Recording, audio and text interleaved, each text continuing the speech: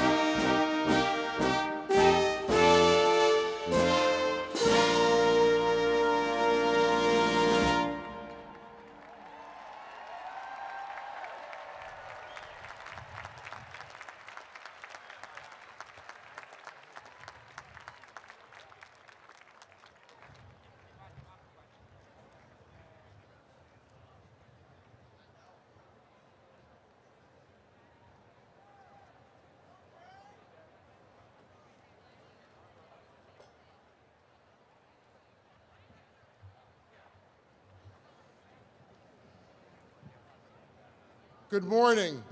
The 260th commencement of the University of Pennsylvania will now begin.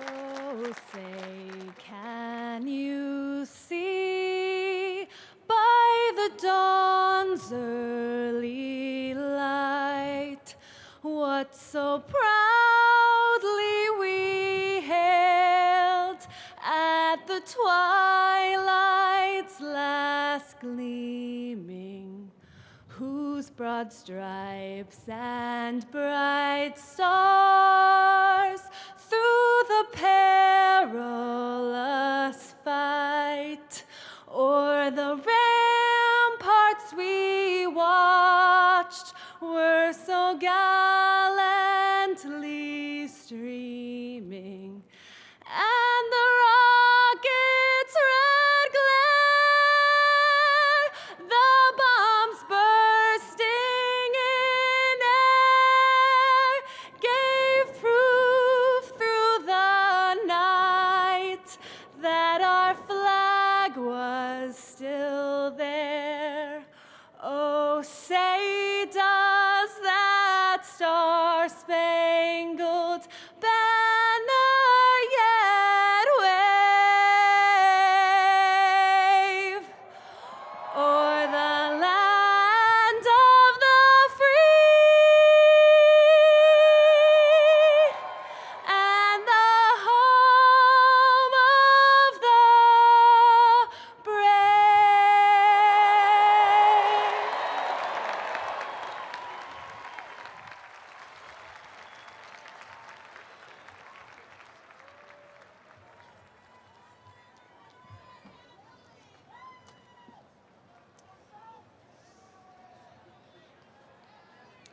Good morning, friends and beloved graduates. Please join me in the spirit of prayer for our invocation. A readaptation of John Donne's famous opening line for an occasion such as this might read, "No student is an island." Therefore it is right, O gracious one, to begin this day from a posture of gratitude. Let us give thanks for all who have made this journey through the University of Pennsylvania possible. Thank you for those who raised, provided for, grew up with, and share lives with our graduates, many of whom are present in these stands, and others who are present only in our hearts. Together, they made it to and through this academic season. And thank you for professors, staff members, administrators who provided opportunities for learning and growth. With them, they researched and studied, finished problem sets, designed projects, wrote dissertations, completed clinical hours, and discerned future vocations. With them, they worked to serve Penn, our community, and our world. Thank you for this. And thank you for cherished friends and classmates who have become like family. Together, they navigated adventures, new experiences, stories that they'll tell for many years. Together, they rehearsed and put on shows, led organizations, published newspapers and journals. Together, they practiced and won championships, rushed, partied, survived fling.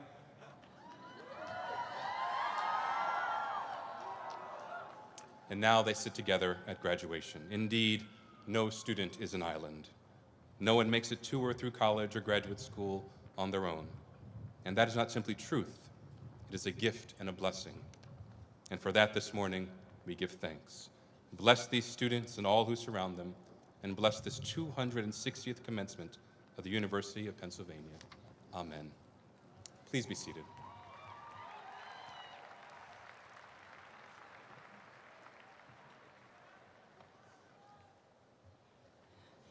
Please welcome Penn's great president, Amy Gutman.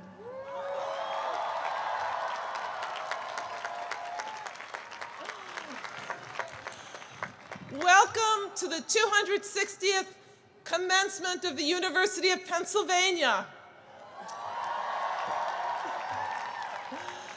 Chairman Cohn, trustees, honored guests, I give you the great class of 2016.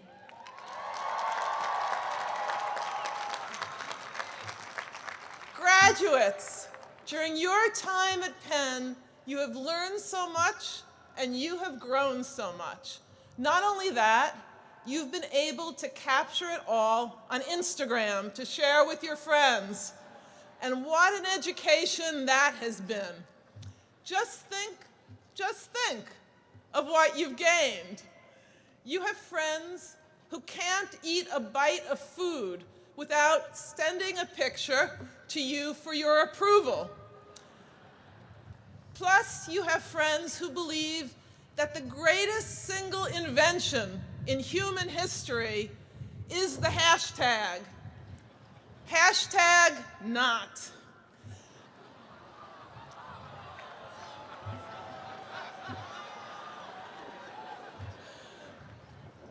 These virtual friendships are new and often wondrous, but they still don't replace the friendships that you make in person with an open mind and an open heart.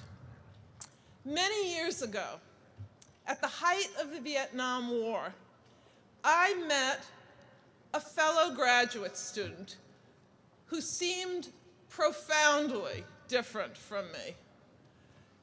We crossed each other's paths. He had trained to be an Air Force fighter pilot. I had demonstrated peacefully against the Vietnam War. He was Catholic, I'm Jewish. His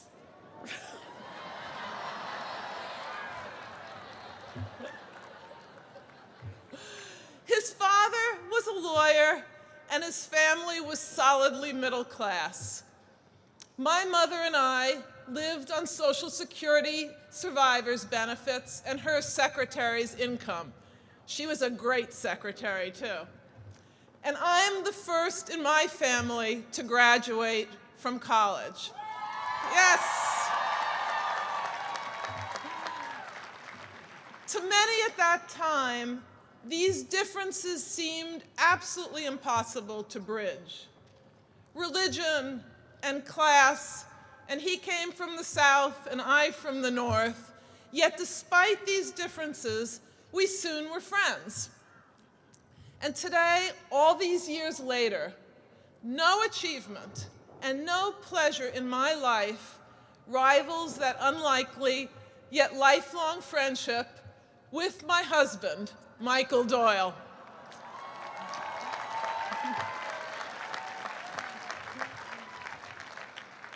I am a political philosopher and political scientist by training. Thank you, political scientists out there and philosophers.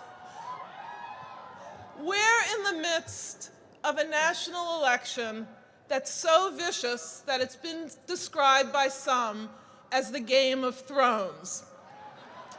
But friends, this is real, and thank goodness it's without swords.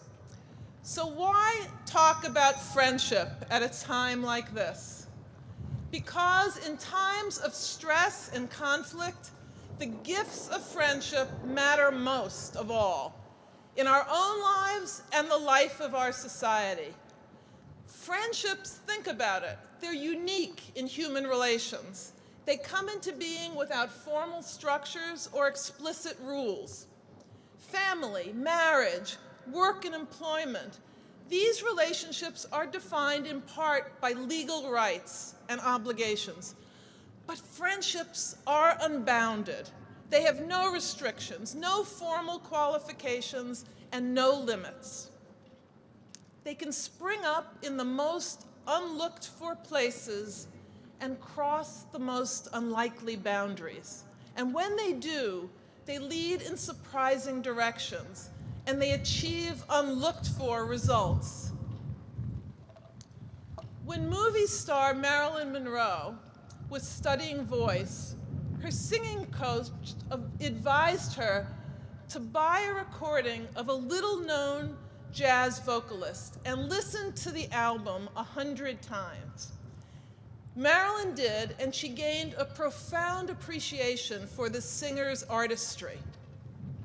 Monroe later had the opportunity to befriend the singer, who traveled the country singing at small jazz clubs. Her name was Ella Fitzgerald. And at the time, the most important nightclub in Hollywood was the Mocambo, on Sunset Strip, of course.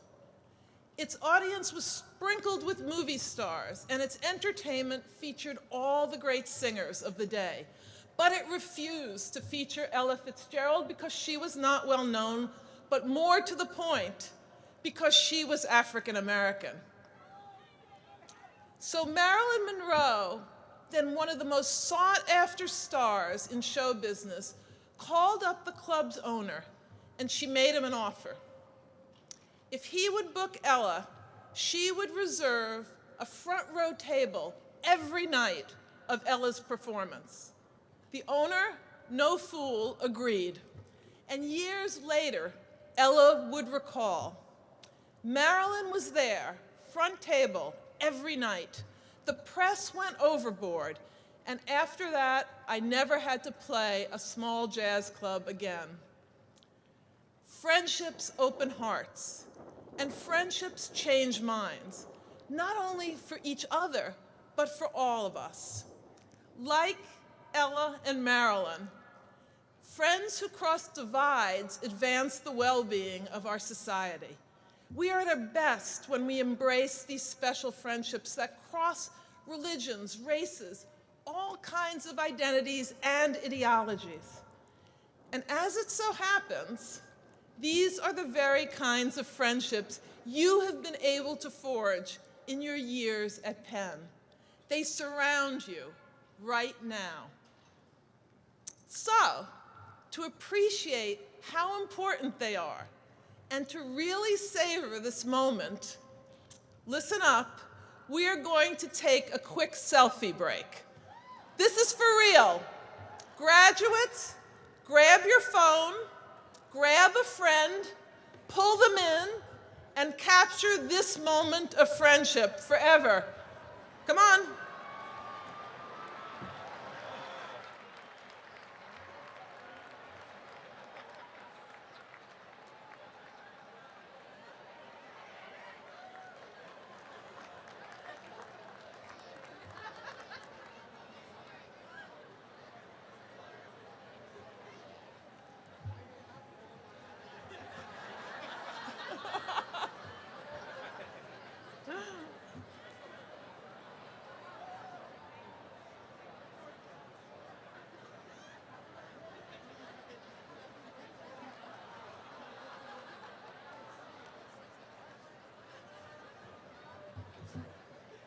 Okay.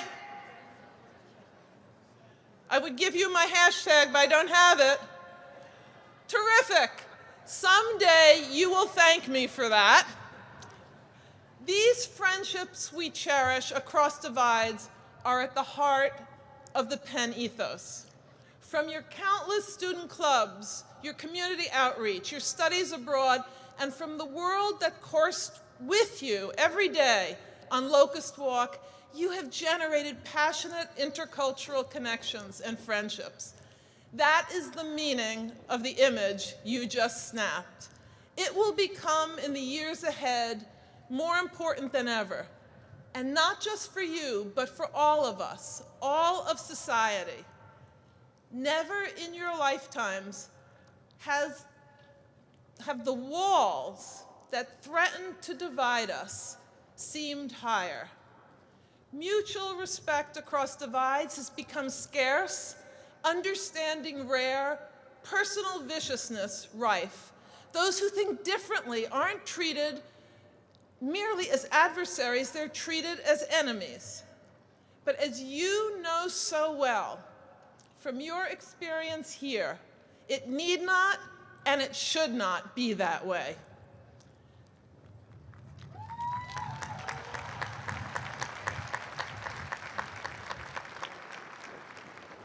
Shortly after Supreme Court Justice Antonin Scalia died this year, an image appeared often in the news.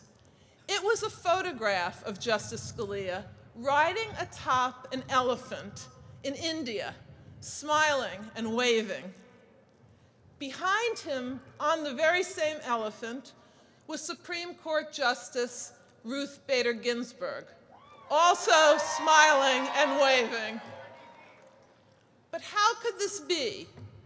Everyone knew that the two were adversaries on the court, about as ideologically far apart as two Supreme Court justices could possibly be. In fact, though, they shared a friendship, along with trust and respect across a great political divide. They shared holiday gatherings with their families and friends. And when it was announced from the bench that Justice Ginsburg had lost her husband, Justice Scalia could be seen wiping away tears. That's what friends do. We share laughs, we share tears, and from time to time in the jungles of life, we share the odd elephant ride. And that is why, in the midst of this bare-knuckled election season, saturated with personal viciousness, I'm extolling the enduring value of special friendships. Friends who don't think and look just like us, they not only enliven our lives, they also enrich our society and the entire world. They enable us to govern inclusively. They enable us to make sound policy, to build communities and societies that are worth living in. And so we celebrate really good news today. You and your generation of graduates are uniquely well equipped to resist the horrors that can come of political and social polarization. Studies show that your higher education, coupled with your social networking savvy, correlates strongly with more robust and diverse networks of friendship. You understand that the key to achieving great things lies in bridging great divides. So today is the day that the Penn community of family, friends, and colleagues collectively come together to celebrate your great educational achievements. Let us today also celebrate those deep lessons in friendship that you have learned and offer to all of us. Making friends across divides and despite differences is not just a skill. It's a virtue, a true virtue that will stand you in great stead for all your years to come. We couldn't be more proud. There are so many friendships for life that will have begun during your times at Penn and will yield joys and benefits that we cannot possibly predict, but that will truly enrich your lives and that of our society, especially if you get involved and stay involved as you have been at the University of Pennsylvania. So I ask everyone here to stand, family and friends, faculty and colleagues, trustees and honorees, stand with me now and show the great class of 2016 just how proud we are.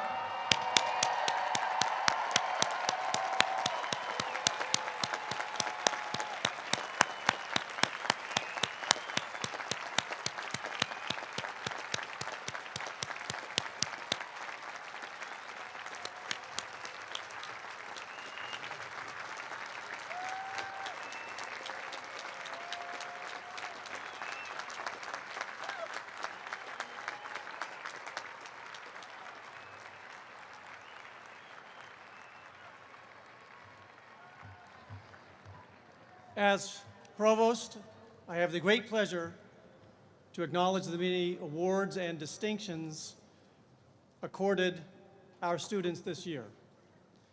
Their achievements, many of which are listed in your commencement programs, bring honor both to them and to the university and deserve our full recognition.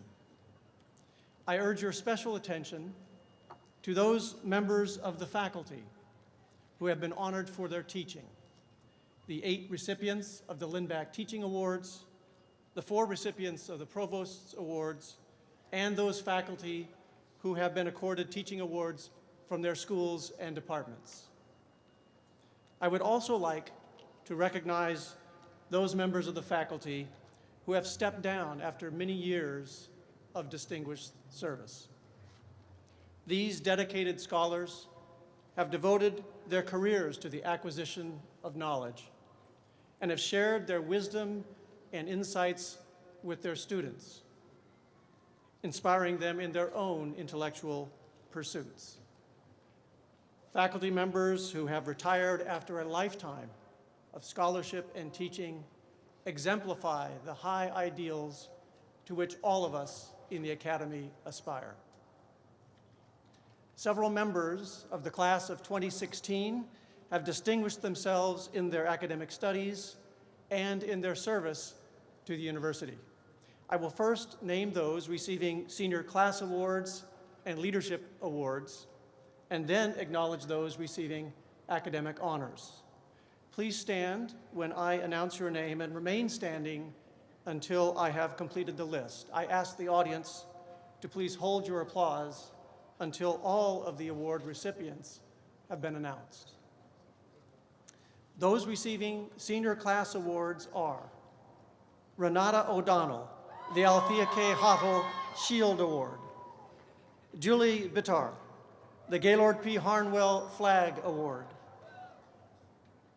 Jane Meyer, the David R. Goddard Loving Cup Award; Mahalakshmi Subramanian, the Arjeen Brownlee Skimmer Hat Award; Robert Lundquist, the Spoon; Jesus Perez, the bowl.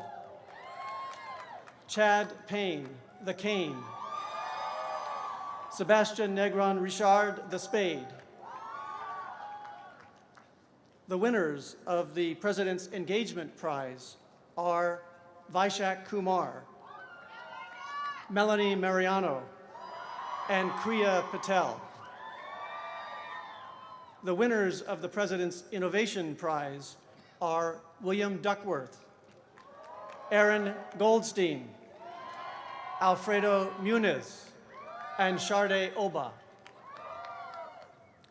Those seniors receiving leadership awards are Jin Kim, Asian Alumni Network Student Leadership Award. Jennifer Hebert, Association of Alumni Father's Trophy. Amber Hamilton, Association of Alumni Robert J. Alig Senior Award. Diana Cabrera, Association of Latino Alumni Student Leadership Award. Danielle Tiger, Association of Native Alumni Student Leadership Award. Debbie Ogarundi, Black Alumni Society Student Leadership Award. Nicholas Garcia, James Brister Society Student Leadership Award. Samuel Mattis, Class of 1915 Award. Roderick Cook, Lesbian, Gay, Bisexual, Transgender Alumni Association Student Leadership Award. Brad Hebert, William A. Levy Kite and Key Award for Service and Scholarship. The winners of the Saul Finestone Undergraduate Award are Roderick Cook, Mabel Oviedo, Cheyenne Rogers, and Sam Trin. The winners of the Penn Alumni Student Award of Merit are Alexis Block, Guthrie Ginstler, Brad Hebert, Cheyenne Rogers, and Amanda Rusinello. The Penn Student Agencies Award goes to Laura Soris. The Trustees Council of Penn Women, Michelle Huber, and Brian D. Giles Award goes to Catherine Herbst. The Trustees Council of Penn Women,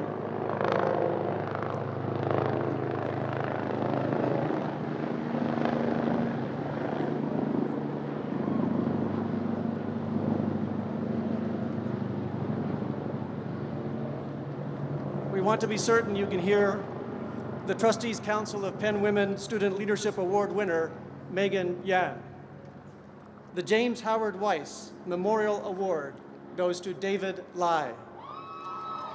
Please join me in applauding these outstanding young men and women.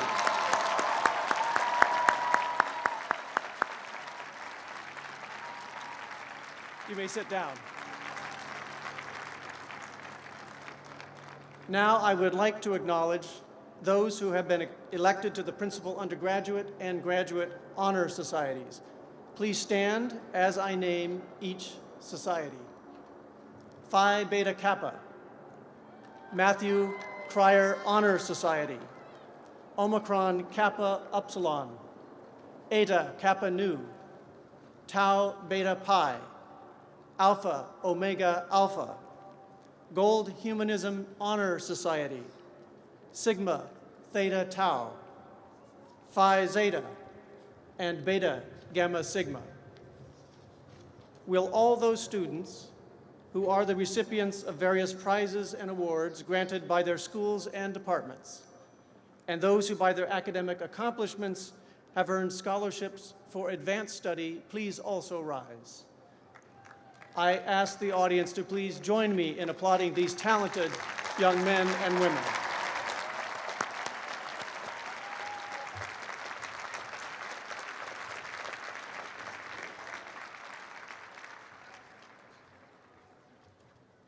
Good morning. President Gutman, Provost Price, the Board of Trustees, faculty colleagues, families, friends, and most importantly, graduates. As the chair of the Faculty Senate of the University of Pennsylvania, it is my great honor to address you today. On behalf of the 4,400 Penn faculty, congratulations, class of 2016. Commencement is a time of conflicting emotions. I hope that you are feeling pride in your academic accomplishments. Your diploma certifies that you have successfully met the very high expectations that the faculty have had for you. You may also be feeling nostalgic. Commencement marks the end of a distinctive and special period. Hopefully your time at Penn has been filled with many satisfying experiences in which you have pursued your intellectual curiosities, engaged deeply with scholarly content both inside and outside of the classroom, and developed the lifelong friendships that President Gutmann talked about. You may also be feeling a mix of excitement and uncertainty about your future. I understand this mix of emotions. 28 years ago, I was sitting here where you are in Franklin Field, a member of the undergraduate class of 1988. I had little idea what the future would hold for me or for the world. I'm thrilled to be standing before you today, but in 1988, I certainly was not imagining a path that would lead me back to this outstanding institution as a faculty member. Regardless of your level of certainty, feel confident that you are ready for whatever the future brings. You are prepared to be the leaders that our world needs. As Benjamin Franklin is believed to have said, you have on hand those things that you need if you have but the wit and wisdom to use them. As Penn alumni, we are the fortunate haves. We are a privileged group. Only 2% of undergraduates nationwide attend the nation's most competitive colleges and universities. With your Penn degree, you will have countless opportunities and options. With these opportunities also come responsibilities. As you make your choices, I urge you to consider how you are applying your knowledge and privilege, as well as your wit and wisdom, to make the world a better place. Our world faces many challenges and requires thoughtful and deliberate attention and leadership. As a graduate of the University of Pennsylvania, you are ideally situated to provide the leadership our world needs. There are many ways to be a leader. We lead by example. We lead by refusing to back down in the face of bullies, stinging criticism, and other obstacles. And we lead by tackling the hard problems and doing what is right and just. On behalf of the faculty, I thank you for the opportunity to be part of your educational journey. It has been a privilege to teach, mentor, and work with you. Very best wishes as you continue forward.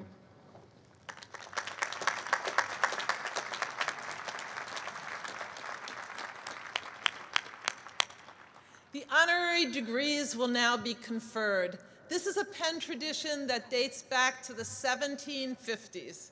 The full text of each citation is included in your commencement program.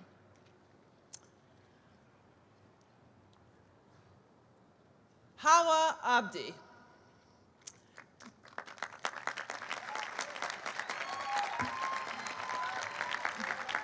Dr. Abdi was unable to make the trip from Somalia for this occasion. Accepting the degree on her behalf will be her daughter, Dr. Deko Aiden Mohammed.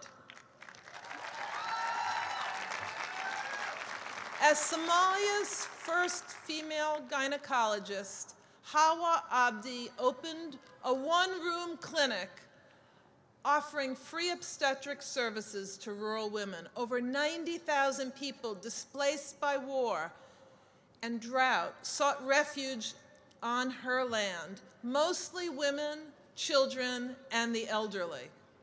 She maintained an island of peace, even as she repeatedly faced danger, grave danger, with resolve. Her work continues at the Hawa Abdi village, which has served an estimated 2 million people and saved tens of thousands of lives. The Roosevelt Four Freedoms Award numbers among her honors, and The Guardian named her among the top 100 women in medicine and science for her courage and unfaltering efforts to provide safety, shelter, and a path of hope through education, the trustees of the University of Pennsylvania are honored and pleased to confer upon Habda Abdi the degree of Doctor of Sciences, honoris causa.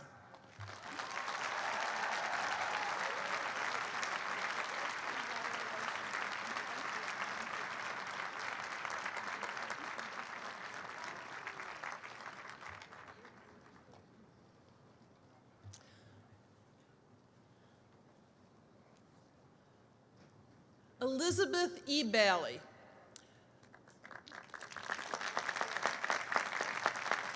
For decades of exemplary economic research and a multitude of eminent firsts, you are renowned.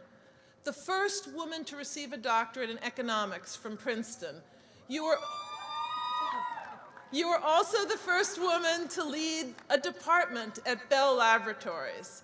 President Carter named you the first woman commissioner of the Civil Aeronautics Board. President Reagan later named you its first woman vice chairman, and you were the first woman to lead a top-tier graduate business school. At Penn, you chaired the Department of Business and Public Policy before retiring as the John C. Hauer Professor Emeritus of Business Economics and Public Policy. For your extraordinary example as scholar, educator, and crafter of forward-thinking policy, the trustees of the University of Pennsylvania are honored and pleased to confer upon you, Elizabeth Bailey, the degree of Doctor of Sciences, honoris causa.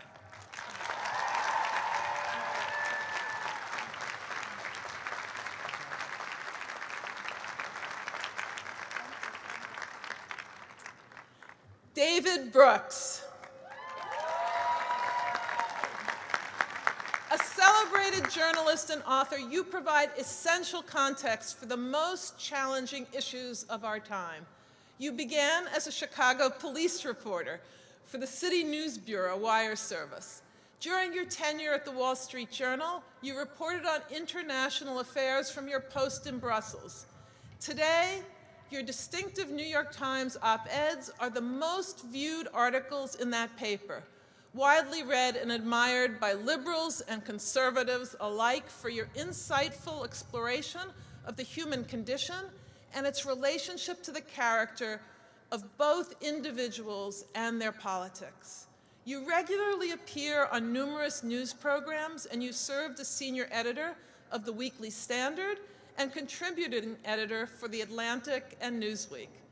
For exploring with ethical purpose the human character and condition, the trustees of the University of Pennsylvania are pleased and honored to confer upon you, David Brooks, the degree of Doctor of Humane Letters, honoris causa.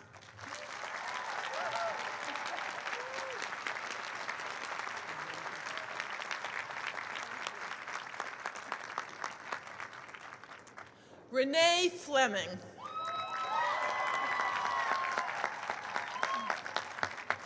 From the Metropolitan Opera and Broadway to locales as varied as a presidential inauguration and the Brandenburg Gate, your artistic mastery is unmatched.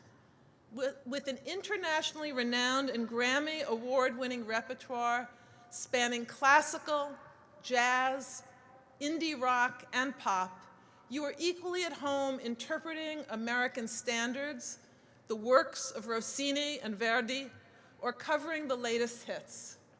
In bestowing the National Medal of Arts in 2012, President Obama acclaimed you as the People's Diva.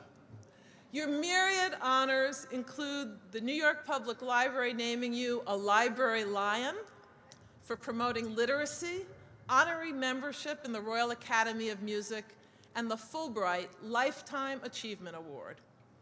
For your unparalleled artistic beauty and virtuosity, the trustees of the University of Pennsylvania are honored and pleased to confer upon you, Renee Fleming, the degree of Doctor of Music, honoris causa.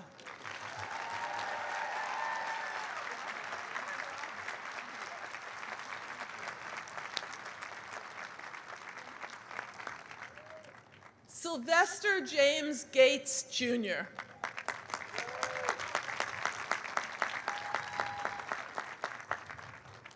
A celebrated theoretical physicist, you memorably said that great science belongs to everybody. Your DVD lectures illuminate the complexities of your field for the layperson, and you're regularly featured on the PBS series Nova and other popular science documentaries. A member of President Obama's Council of Advisors on Science and Technology, you advise the president on STEM education, as well as increasing job opportunities for young Americans. In 2013, you became the first African American physicist elected to the National Academy of Sciences.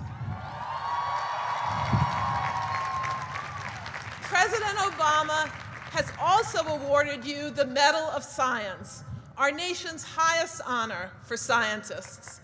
For your contributions to your field and for expanding scientific understanding for all, the trustees of the University of Pennsylvania are honored and pleased to confer upon you, Jim Gates, the degree of Doctor of Sciences, honoris causa.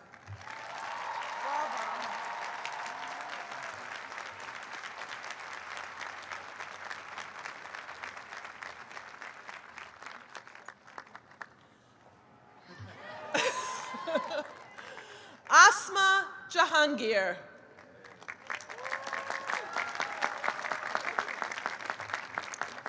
You organized your first protest for Pakistani women's rights at age 16.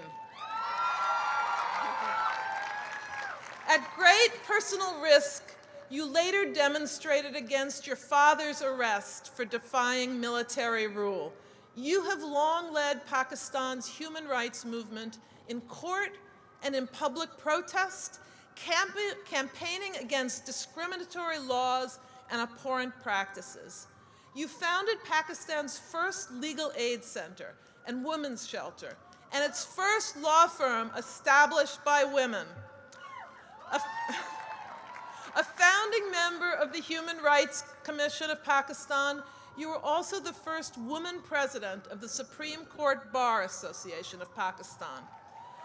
For your unwavering courage and your efforts on behalf of the most vulnerable people of your country and the world, the trustees of the University of Pennsylvania are honored and pleased to bestow upon you, Asma Jahangir, the degree of Doctor of Laws, honoris causa.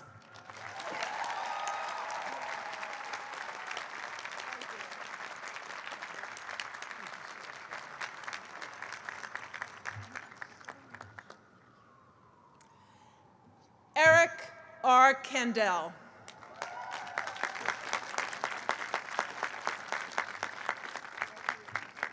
Your pioneering career in neurobiology has been defined by a polymathic passion for discovery and the utmost admiration of your peers. You wrote the benchmark textbook for neuroscience and were the founding director of Columbia University's Center for Neurobiology and Behavior.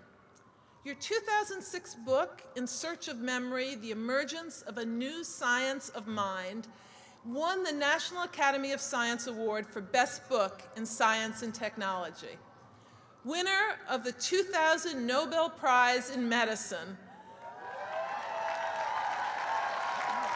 you have done nothing less than foster an entirely new creative revolution in how we understand and explore the human brain and behavior. For your invaluable contributions not only to science, but also to how we think about ourselves and the human experience, the trustees of the University of Pennsylvania are honored and pleased to bestow upon you, Eric Kandel, the degree of Doctor of Sciences, honoris causa.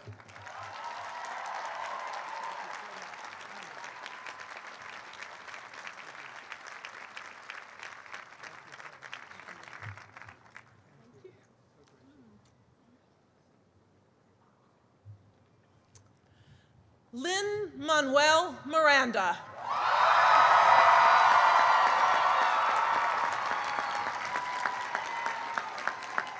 Yours is a story of inspiration and dedication. You started work on your first Broadway musical as a college student. In the Heights, went on to receive 4 Tony Awards and a Grammy Award. It was an impressive opening act, but a revolution was in the wings. Cultivated, captivated by Ron Chernow's biography of Alexander Hamilton, you employed the crackling energy of hip-hop and a magnificent multicultural cast to help us all rediscover the truly revolutionary story of America's past. Hamilton has garnered a Grammy for Best Musical Theater Album and has been nominated for an unprecedented 16 Tony Awards.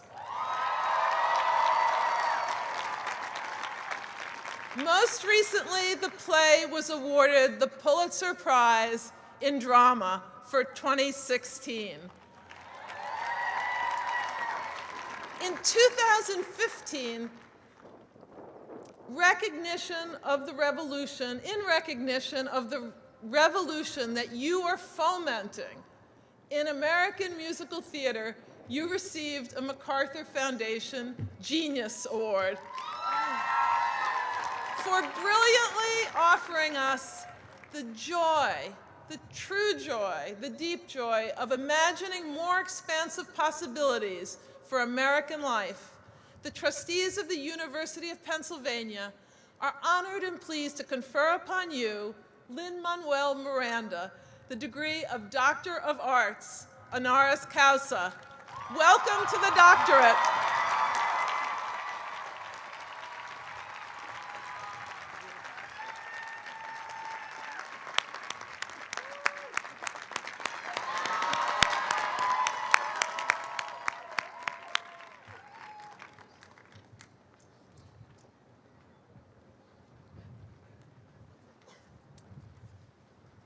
As provost, I have the honor of introducing our speaker.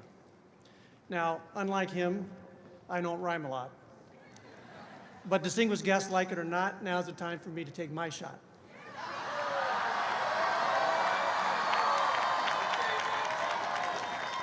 To show these graduates what I've got, and to explain, Mr. Miranda, while you're about to take my spot. He grew up in the Bronx neighborhood of Inwood, an immigrant son whose father had come from Puerto Rico to the Big Apple. He came north to grapple, to seek a better life for himself and his people, advising Mayor Koch on making things equal. Mr. Miranda knows the Founding Fathers, but he never bothered with Benjamin Franklin. You see, Quakers, he didn't go to Penn. His alma mater, that great school, Wesleyan. When he got there, he picked up a pen, and out of nowhere, the show tunes came to him. He founded a group, a comedy troupe, the freestyle Love Supreme. He wrote and directed it, unaffected by rejection, after 4 years elected, to follow his dream. And that dream was to write and create stories to demonstrate both love and hate, people who tried to advocate for those society dominates, and how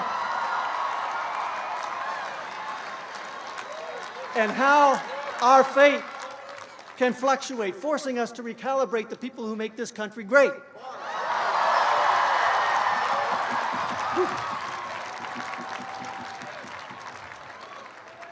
Now, our honored guest knows that Broadway shows can open and then close if the critics oppose. The audience slows, you see empty rows, and soon that petal falls off that particular rose. But he took flight within the Heights. The line snaked out of sight. And by all rights, those Broadway lights, they shone so bright each and every night. And then And then Mr. Miranda got a call from a Ms. Tony saying something about some big ceremony. Ms. Tony said, you should make room on your shelf. 4 gold trophies, 3 for your show, 1 for yourself. A rapid ascent. This was not his intent. But why lament? It paid the rent. Yet Mr. Miranda was still not content. A quick look at a book, and then he was hooked. An incredible life that had been overlooked. It was Ron Chernow's story of guts and glory. A man with a quill whose grill is still on the $10 bill.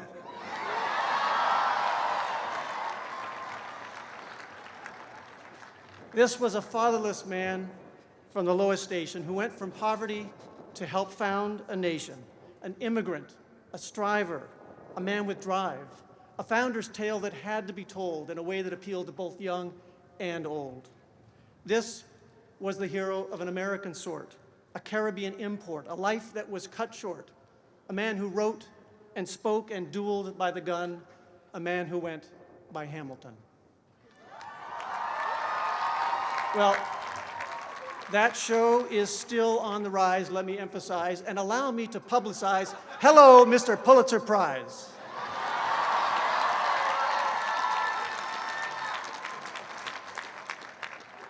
You know the rest, and you know our guest. He is truly blessed with what educators try to do best. They open our eyes, they catalyze, they help us realize, make ideas truly come alive. Graduates and guests, that's enough propaganda. Put your hands together for Lin-Manuel Miranda.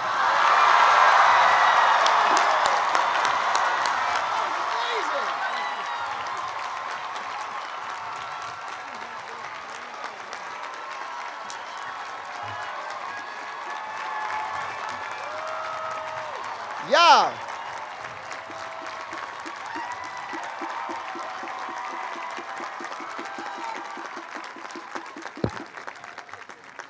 Someone call for the extra popos. I'm ready to die for your provost.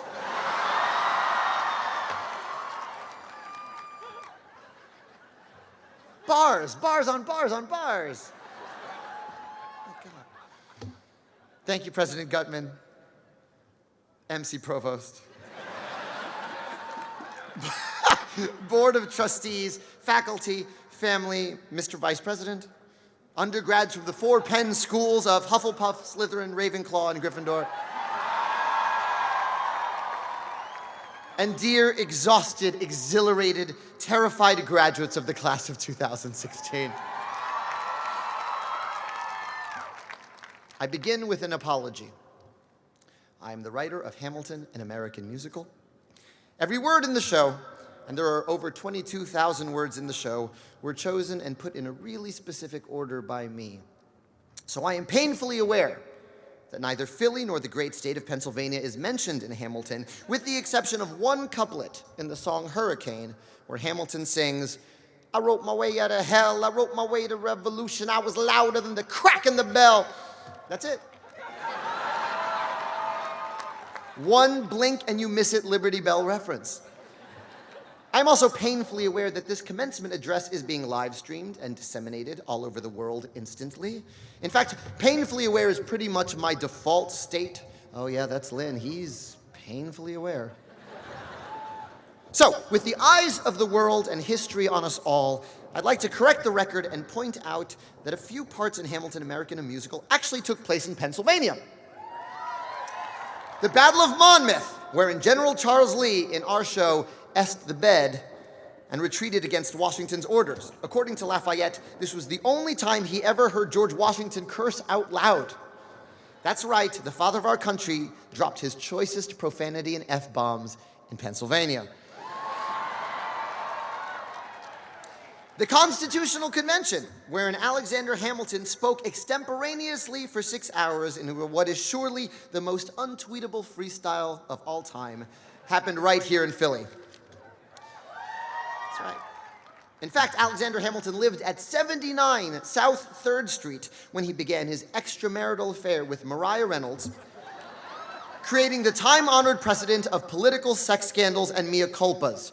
You guys, The Good Wife wouldn't even exist if Hamilton hadn't gotten the ball rolling on this dubious American tradition. Right on South 3rd Street, right near the Cosi. Finally, I need to apologize on behalf of the historical Alexander Hamilton, because if he hadn't sat down to dinner with James Madison and Thomas Jefferson, desperate for support of his financial plan, Philadelphia might well still be the U.S. capital. Hamilton traded Philly away as the most significant backroom deal in American history. As the guy who plays Hamilton every night, let me get into character for a moment and say, my bad, Philadelphia. Thank you. But take the long view, Motown Philly. Who really won that deal in the end? Look at D.C. It's synonymous with institutional dysfunction, partisan infighting, and political gridlock. You are known as the birthplace of Louisa May Alcott, Rocky Balboa, Boys to Men, Betsy Ross, Will Smith, Isaac Asimov, Tina Fey, cheesesteaks, and you can have Scrapple, soft pretzels, and Wawa hoagies whenever you want. You win, Philly. You win every time. Water ice. The simple truth is this. Every story you choose to tell, by necessity, omits others from the larger narrative. One could write 5 totally different musicals from Hamilton's eventful, singular American life without ever overlapping incidents. For every detail I chose to dramatize, there are 10 I left out. I include King George at the expense of Ben Franklin. I dramatize Angelica Schuyler's intelligence and heart at the expense of Benedict Arnold's betrayal.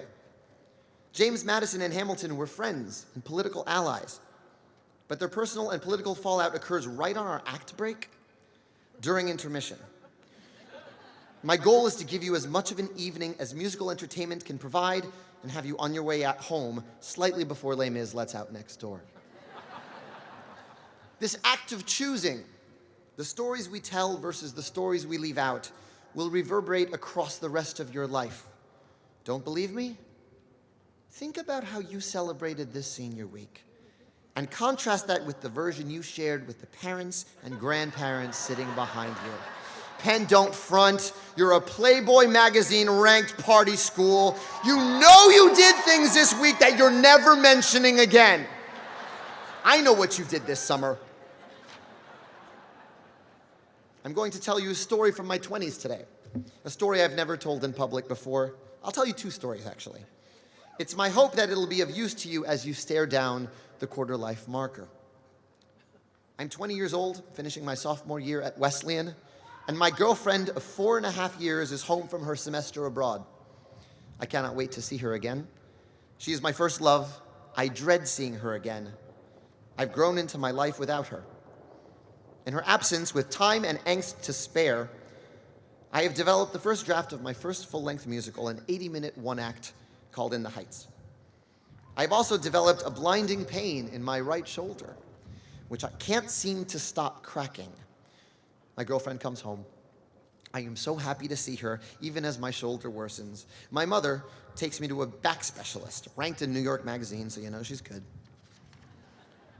He examines me, looks me dead in the eyes, and says, "There's nothing wrong with your back. There will be if you keep cracking it, but what you have is a nervous tic. Is there anything in your life that's causing you stress?" I burst into tears in his office. He looks at me for a long time as I'm crying, and get this. You'll appreciate this, Renee. He tells me the story of Giuseppe Verdi, a 19th century Italian composer of some note who, in the space of a few short years, lost his wife and 2 young children to disease. He tells me that Verdi's greatest works, Rigoletto, La Traviata, came not before but after this season of Job, the darkest moments of his life. He looks me in the eyes and tells me, "You're trying to avoid going through pain or causing pain. I'm here to tell you that you'll have to survive it if you want to be any kind of artist." I break up with my girlfriend that night. I spend the summer in therapy. I tell a lot of stories I've never told before. My father asks my mother, "What the hell kind of back doctor Verdi? Really? I stopped cracking my shoulder. The story I had been telling myself, happy guy in a long-distance relationship with his high school sweetheart, was being physically rejected by my body via my shoulder. I'd never broken up with anyone before. In my head, I was a good guy, and good guys don't break up with their significant others when one of them goes off to study abroad. I was trying to fit my life into a romantic narrative that was increasingly at odds with how I really felt. In retrospect, we both were. What about her story? Well, it's not mine to tell, but I can share this much. She began dating one of her good friends the following year, college. Fast forward to present day, she is happily married to that same good friend with 2 beautiful kids. In her story, I am not the angsty, shoulder-cracking, tortured artist. I'm the obstacle in the way of the real love story. For you Office fans, they're Jim and Pam, and I'm Roy. Story number 2. I'm out of college, I'm 23 years old, and Tommy Kail and I are meeting with a veteran theater producer. To pay rent, I am a professional substitute teacher at my old high school. Tommy is Audra McDonald's assistant. Tommy is directing in the Heights, and with his genius brain in my corner, my 80-minute one act is now 2 acts. This big deal theater producer has seen a reading we put on in the basement of the Drama Bookshop in Midtown Manhattan, and he is giving us his thoughts. We hang on his every word. This is a big deal theater producer, and we are kids desperate to get our show on. We are discussing the character of Nina Rosario, home from her first year at Stanford, the first in her family to go to college. The big deal theater producer says, "Now, I know in your version, Nina's coming home with a secret from her parents. She's lost her scholarship. The song is great, the actress is great. What I'm bumping up against, fellas, is that this doesn't feel high stakes enough. Scholarship, big deal. What if she's pregnant? What if her boyfriend at school hit her? What if she got caught with drugs? It doesn't have to be any of those things. You're the writer. But do you see what I'm getting at, guys? A way to ramp up the stakes of your story?" I resist the urge to crack my shoulder. We get through the meeting, and Tommy and I, again alone, look at each other. He knows what I'm going to say before I say it. Pregnant, I know. Nina on drugs, I was there. But he wants to put our show up. Tommy looks at me. That's not the story you want to tell, and that's not the show I want to direct. There are ways to raise the stakes that are not that. We'll just keep working. If I could get in a time machine and watch any point in my life, it would be this moment. The moment where Tommy Kail looked at uncertain, frazzled me, desperate for a production and a life in this business, tempted, and said no for us. I keep subbing, he continues working for Audra. We keep working on In the Heights for 5 years until we find the right producers in Jill Furman and Kevin McCullum and Jeffrey Seller. Until Philly native Kiara Hudis becomes my co-writer and reframes our show around a community instead of a love triangle. Until Alex Lacamoire and Bill Sherman take my songs and make them come to life through their orchestrations. It will be another 5 years before Heights reaches Broadway, exactly as we intended it. And then the good part, Nina's story that we fought to tell keeps coming back around in my life. It comes around in letters, or in the countless young men and women who find me on the subway or on college campuses and take my hand and say, "You don't understand. I was the first in my family to go to college. When I felt out of place, like I was drowning, I listened to Breathe, Nina's song, and it got me through." And I think to myself, as these strangers tell me their Nina stories, I do understand. And that sounds pretty high stakes to me.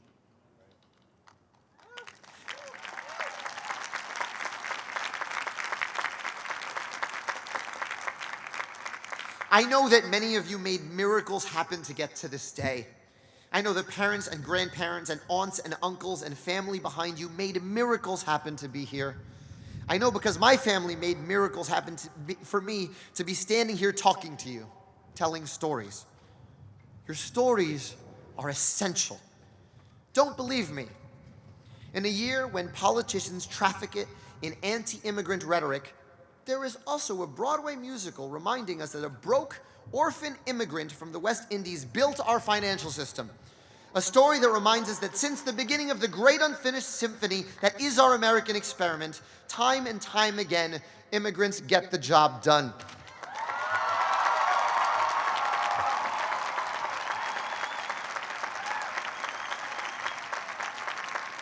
My dear terrified graduates, you are about to enter the most uncertain and thrilling period of your lives. The stories you are about to live are the ones you will be telling your children and grandchildren and therapists. They are the temp gigs and internships before you find your passion. They are the cities you live in before the opportunity of a lifetime pops up halfway across the world. They are the relationships in which you hang on for dear life, even as your shoulder cracks in protest.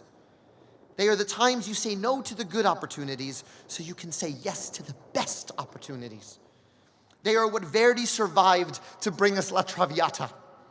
They are the stories in which you figure out who you are. There will be moments you remember and whole years you forget. There will be times when you are Roy and there will be times when you are Jim and Pam. There will be blind alleys and one-night wonders and soul-crushing jobs and wake-up calls and crises of confidence and moments of transcendence when you are walking down the street and someone will thank you for telling their story because it resonated with their own. I feel so honored to be a detail, a minor character in the story of your graduation day. I feel so honored to bear witness to the beginning of your next chapter. I'm painfully aware of what's at stake. I can't wait to see how it turns out. Thank you, and congratulations to the class of 2016.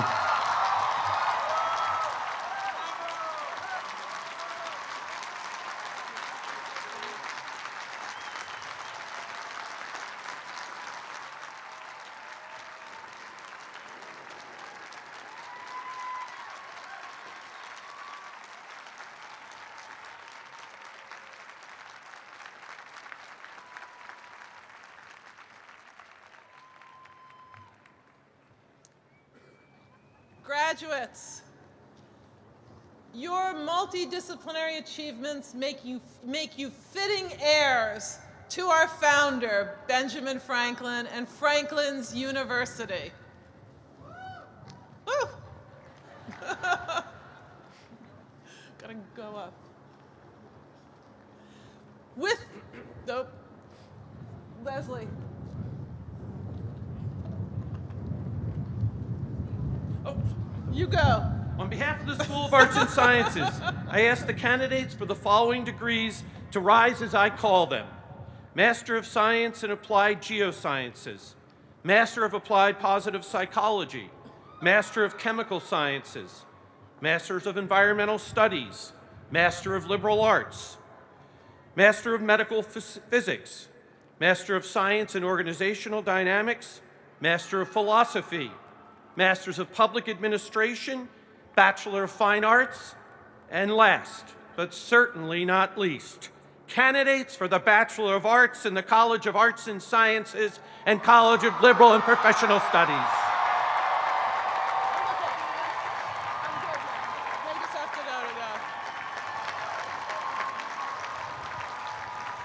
With the authority vested in Madam President, before you stand the recipients of the greatest liberal arts education in the land. Armed with their creative and analytical skills, they stand poised to change the world for the better. Hear, hear.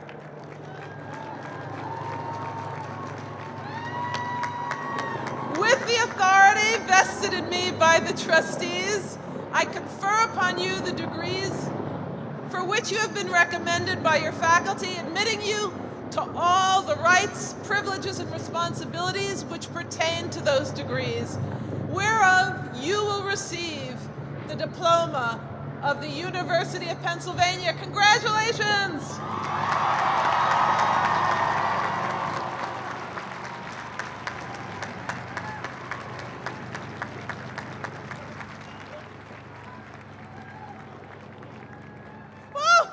On behalf of the School of Engineering and Applied Science, may I request the candidates for the following degrees to please rise. Bachelor of Science in Engineering, Bachelor of Applied Science, Master of Science in Engineering, Master of Biotechnology, Master of Computer and Information Technology, and Master of Integrated Product Design. Madam President, it is difficult to predict the future, especially in the world of technology. But as Alan Kay, the famous computer scientist, said, the best way to predict the future is to invent it. I present to you these leaders, engineers who will invent our future and create a better world for us.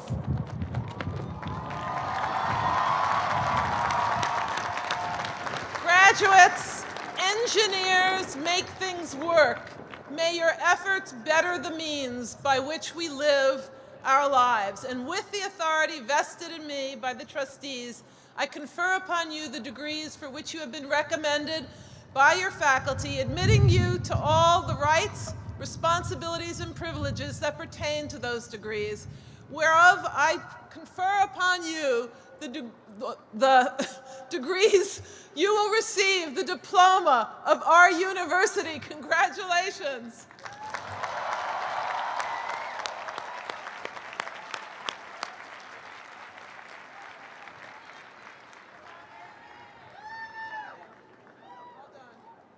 On behalf of the Wharton School, would the candidates for the degrees of Masters of Business Administration and Masters of Science in Economics please rise? Yeah, good. Where are you? There are no Wharton students in the house. Bachelors of Science in Economics. I was just making sure you were paying attention. There are a few of them. Madam President, these students came all over the world. They came to the oldest business school in the world. They came to the best business school in the world. But they came to change the world. Hashtag Wharton grad, hashtag Wharton proud. May I present the candidates to you?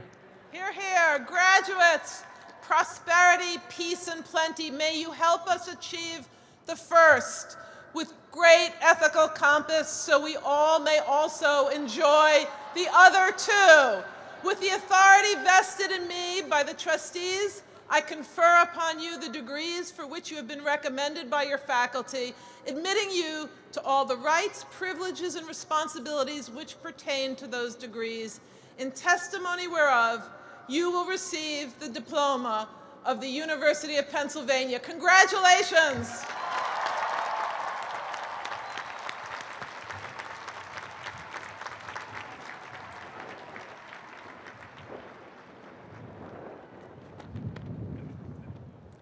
Will candidates for the degree Bachelor of Science in Nursing and Master of Science in Nursing please rise?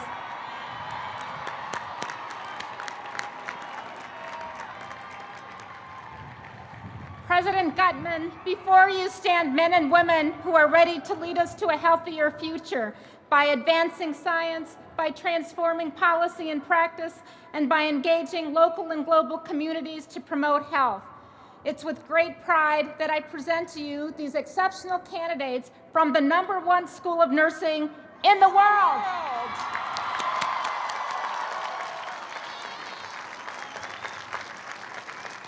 Graduates, your Penn education qualifies you to be the most caring and the most capable nursing professionals in the world. May you use these skills to bestow health and hope to all through every stage of life's journey. With the authority vested in me by the trustees, I confer upon you the degrees for which you have been recommended by your faculty, admitting you to all the rights, privileges, and responsibilities which pertain to those degrees, in testimony whereof you will receive the diploma of the University of Pennsylvania. Congratulations.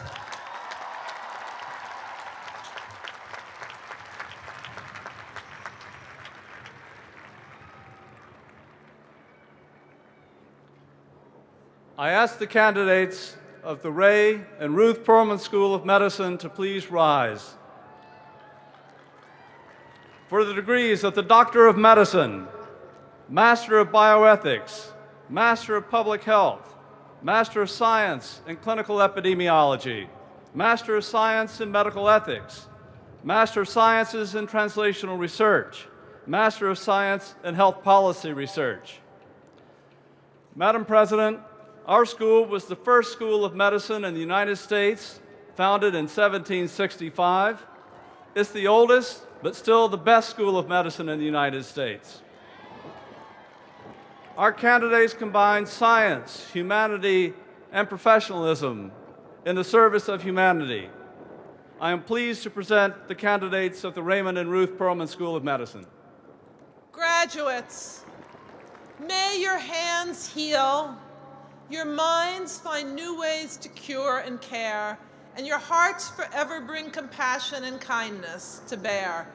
With the authority vested in me by the trustees, I confer upon you, the great future healers of the world, the degrees for which you have been recommended by your faculty, admitting you to the rights, privileges, and responsibilities which pertain to those degrees, in testimony whereof you will receive the diploma of the University of Pennsylvania. Congratulations.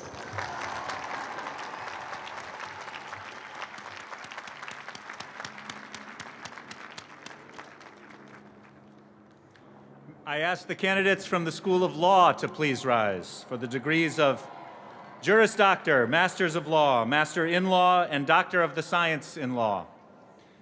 Madam President, on a day when we remember and honor the legacy of Alexander Hamilton and the other framers just a few miles from here and a few centuries ago, on an afternoon where today we welcome the current U.S. Attorney General Loretta Lynch to speak to our graduates, I offer you the next generation of lawyer leaders working to form a more perfect union here in the United States and in many countries around the world for generations to come. Yeah.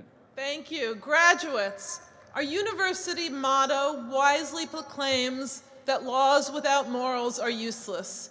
You will do well remembering the highest calling of the legal profession is to do good. With the authority vested in me by the trustees, I confer upon you the degrees for which you have been recommended by your faculty, admitting you to all the rights, privileges, and responsibilities that pertain to those degrees, in testimony whereof you will receive the diploma of the University of Pennsylvania. Congratulations.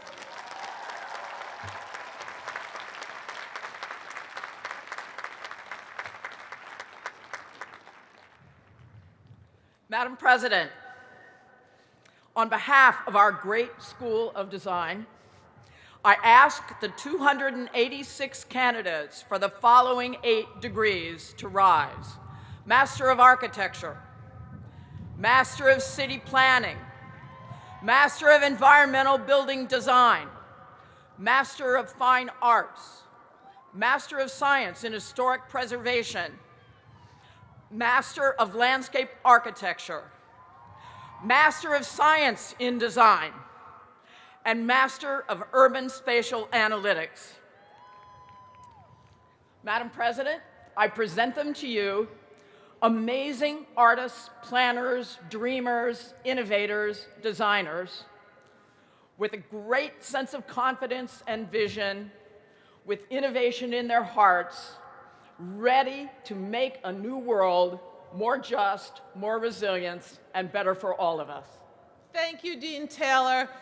A matter of presidential privilege, everybody here on stage and in the audience wants to recognize you for your amazing years, 8 years of deanship, where you have led our students to cultivate beauty, to create community, and build harmony. Let us all join together in thanking Dean Taylor.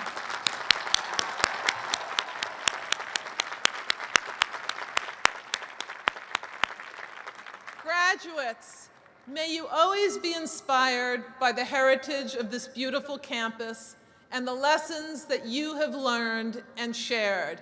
With the authority vested in me by the trustees, I confer upon you the degrees for which you have been recommended by your faculty, admitting you to all the rights, privileges, and responsibilities which pertain to those degrees, in testimony whereof you will receive the diploma of the University of Pennsylvania. Congratulations.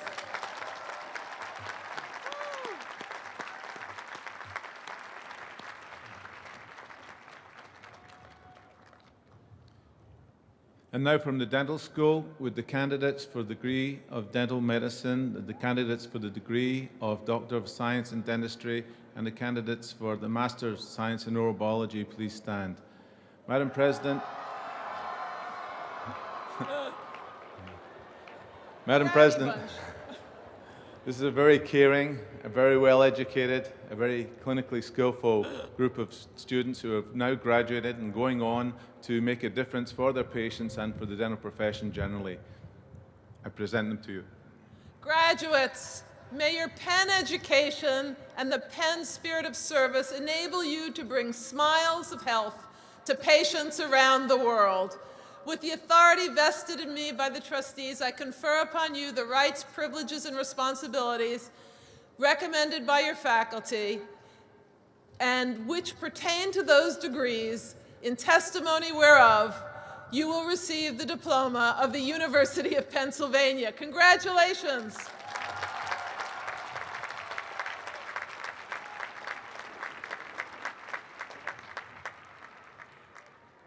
Will the candidates from the University of Pennsylvania School of Veterinary Medicine for the degree of Veterinariae Medicinae Doctoris please rise? Madam President, these brilliantly trained, caring professionals are the One Health professionals. They care for all creatures great and small, animals and the people who own them and rely on them, and the entire living world and our environment. I'm delighted to present them to you. Graduates, all creatures great and small are in your care. May your gratitude and thanks follow you. Our gratitude and thanks follow you all the days of your lives for the care that you give for every creature on our planet. With the authority vested in me by the trustees, I confer upon you the degrees for which you have been recommended by your faculty, admitting you to all the rights, privileges, and responsibilities which pertain to those degrees, in testimony whereof you will receive the diploma of the University of Pennsylvania. Congratulations.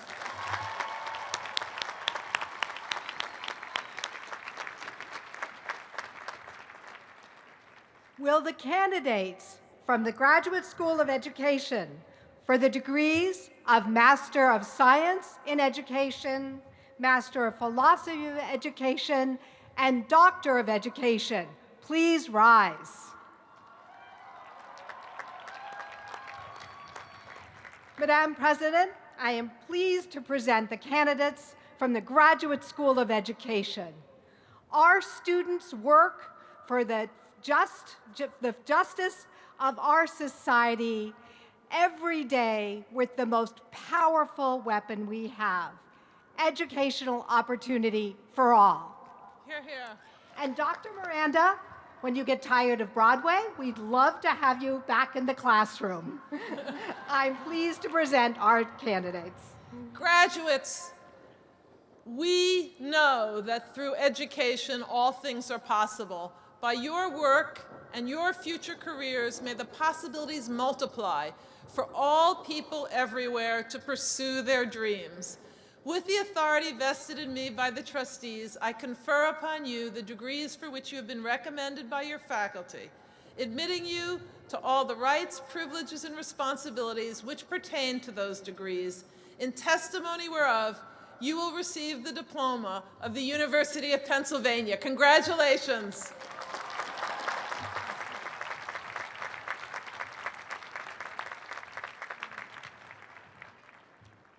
Will the candidates for the degrees of Master of Social Work, Master of Science in Nonprofit Leadership, Master of Science in Social Policy, and Doctor of Social Work from the School of Social Policy and Practice, Penn Social Justice School, please stand?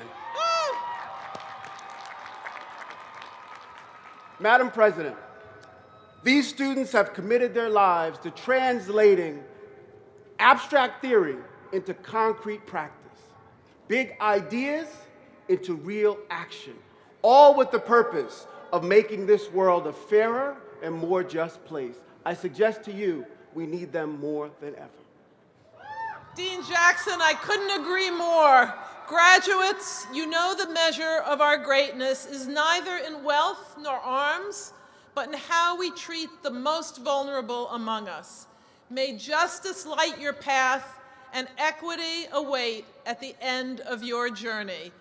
With the authority vested in me by the trustees, I confer upon you the degrees for which you have been recommended by your faculty, admitting you to all the rights, privileges, and responsibilities which pertain to those degrees, in testimony whereof you will receive the diploma of the University of Pennsylvania. Congratulations.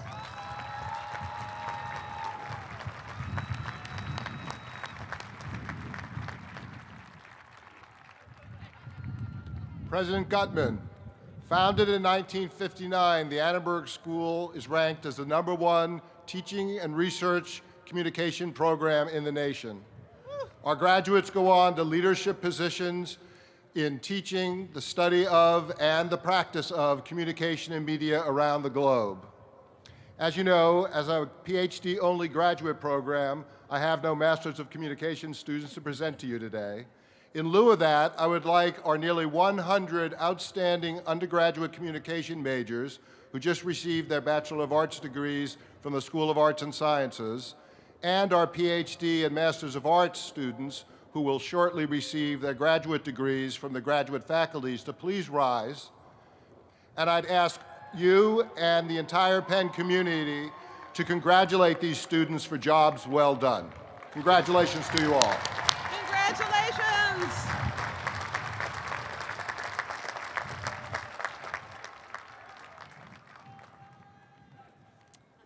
Will the candidates of the Masters of Art, Masters of Science, and Doctor of Philosophy please stand?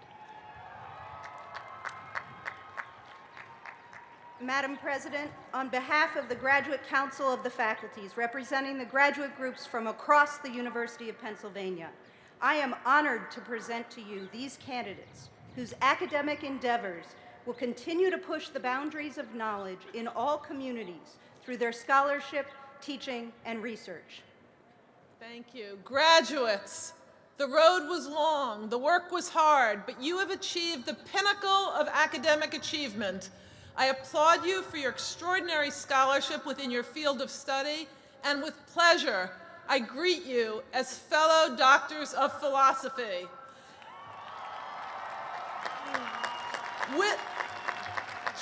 With the authority vested in me by the trustees, I confer upon you the degrees for which you have been recommended by your faculty, admitting you to all the rights, privileges, and responsibilities which pertain to those degrees, in testimony whereof you will receive the diploma of the University of Pennsylvania. Congratulations.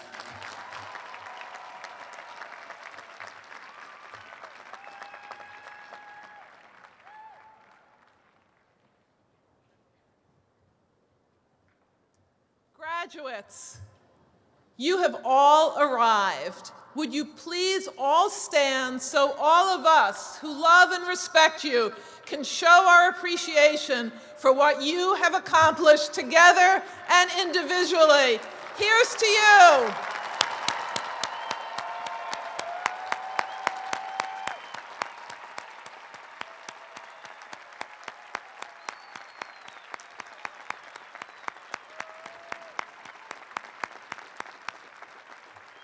You may be seated.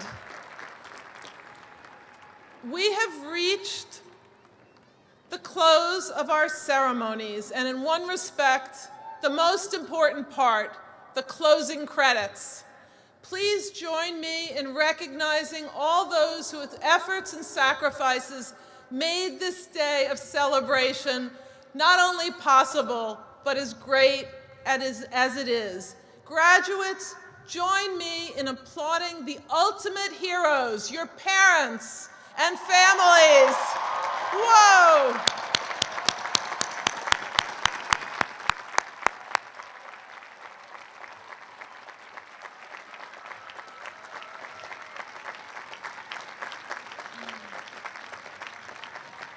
And let us also applaud the spouses and partners of our graduate and professional students, the unsung heroes. Let us sing their praises.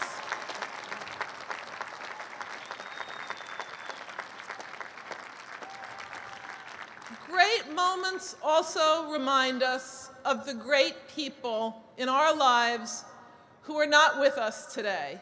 Let us say their names and thank them.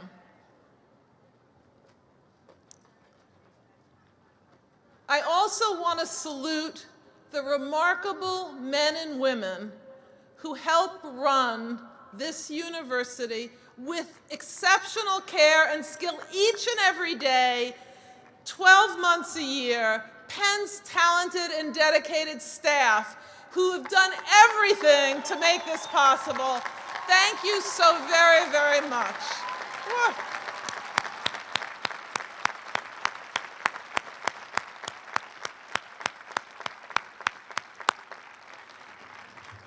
Graduates, you have seen firsthand that our incredible faculty are among the finest minds and, as importantly, the best mentors in the world. Please join me in applauding the Penn faculty for the honor that they bestow on their profession, for the good that they do through their research, and for their teaching and mentorship, day out and day in. We love you, faculty, and thank you so much for everything you do.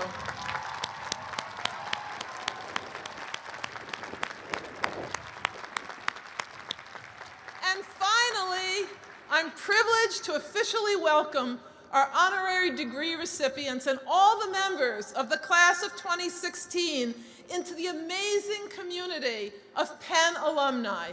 Let's salute members of the class of 1991 and 1966 here with us today celebrating their 25th and 50th reunions.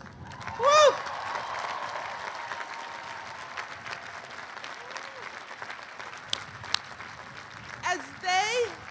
As they will freely attest, there's no better color combination in the world than red and blue.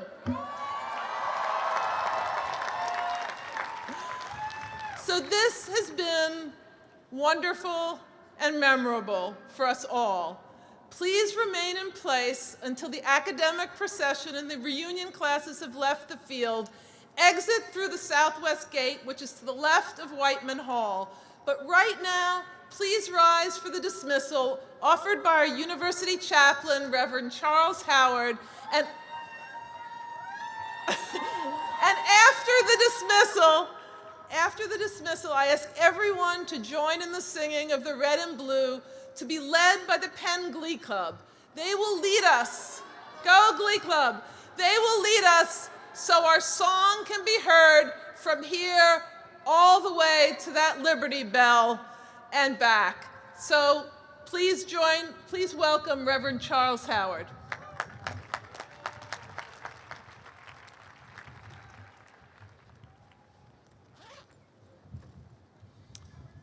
Beloved graduates, as you prepare to leave this place, we pray that you would not just be successful, but that you would be better than successful.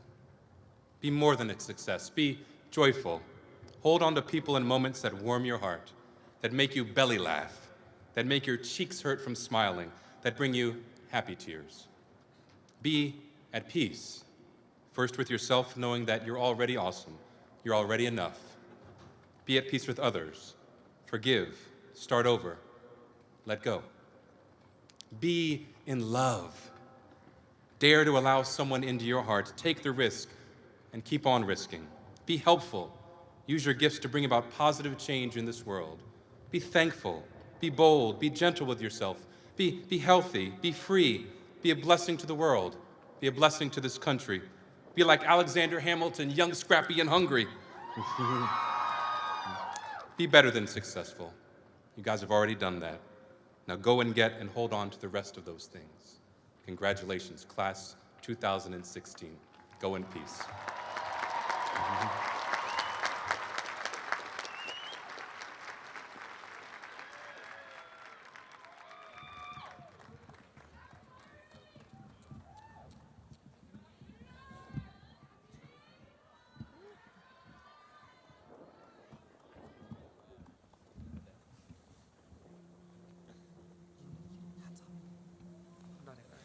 Commencement.